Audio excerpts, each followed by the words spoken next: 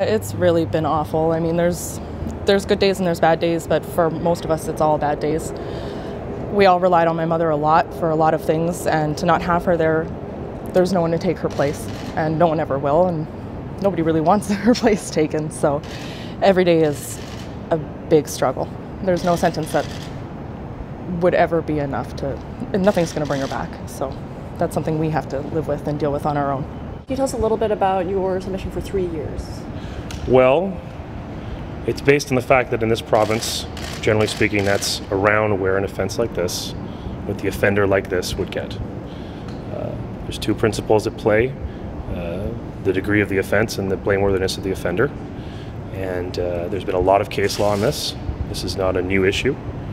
And the case law has been pretty clear that the range of around 3 to 4 years is the applicable range for a single fatality involving this kind of facts, this kind of driving pattern, and the relevant aggravating and mitigating factors.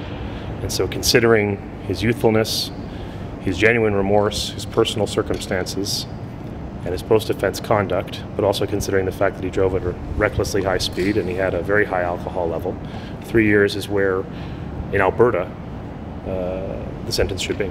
Mr. Lestar has been very inconsolable about this for quite some time, and very willing to take this course of action to atone for his actions. As I indicated in court, there were some litigiable issues. The Crown may disagree, but there were some issues that could have been brought to trial. Mr. Lestar did not want to do that.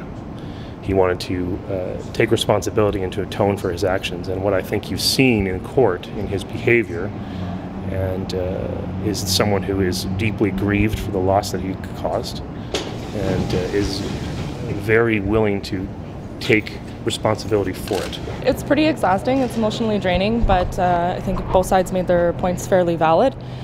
Right now it's in the judge's hands. That's all we can hope for is a fair and just sentence.